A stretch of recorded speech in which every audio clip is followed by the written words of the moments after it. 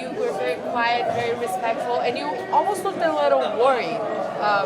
What were you like? What was going through your mind right at that moment? So in that moment, I was thinking that so I have to respect my opponent because the martial arts teach everyone this to respect, to have so respect and the same time to bow your opponent when you do something. Even if you win or you lose, you gotta respect your opponent. So in that moment that I put my hands on my waist here was because I was expecting any reaction from Vitor Belfort, but as soon as I realized that he could do anything, I just sit down and put on my knee and bowed him in respecting everything that he did for the sport and for the person and for the professional. I guess it's something you get used to. Knocking out people, it's part of it. But I know how you are. Like you're genuinely concerned for other people. I guess so. When something like that lands and you see that he's out, that you don't know what's happening there, and we don't know he's not up, he's laying down. Do you worry at all? Like what happened to him, or are you able to block that out at that moment? No, I block everything, but I have to realize that I have the control of the situation. When I have the control of the situation, I can stop or do something more.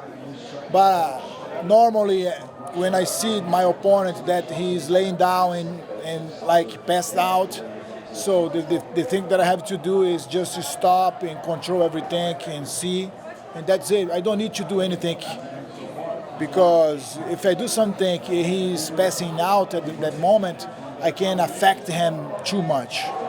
And we've seen a similar start from you. We've seen that kick before. It's obviously part of your arsenal. But for this fight specifically, was it something that you were thinking that could land in Vitor for some reason? Was that specific blow a big part of your preparation for him, or was it just something that presented itself at the time of the fight?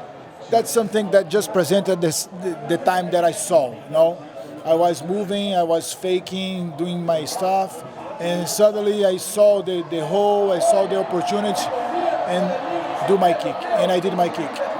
And to get that knockout win again, how does that part feel like? So it's an amazing feeling. So I cannot describe that. I only can say that I'm back and I'm ready for my next opponent. And speaking of your next opponent, you mentioned Michael Bisping again. This is a fight that you know you won. But let's recap. So you retired Randy Couture with a front kick. Now you retired Vitor Belfort with a front kick. Bisping is about to retire. Should he be worried? Should he be worried that he's going to get retired in that very same way? Yes, I always use my legs to retire people. But so I would like this fight because Michael Bisping is a former champion, and this is an epic fight that can happen in the future. This fight couldn't happen back in the day, so I think it's a great matchup for both of us, and the fans want to see this fight. It can be a great fight if he accepts this fight. Are you willing to go up to 205? No, I will stay in 185. Maybe I'll stay 185. Yeah, because Bisping was sorry. Yeah, he was saying that he may not want to go back down, right? That he wanted He tweeted he doesn't want to fight at middleweight. Oh yeah, you can do catch weight. And just lastly, you talked a little bit about Vitor Belfort's legacy and the respect that you have for him. It was a bit of an emotional moment, I guess, for us to see him really put his gloves down because it's such a big gesture. From you watching it from up there, were you paying attention to that? And how does seeing a fellow former champion, a guy that you respect, go through that very, that touching moment?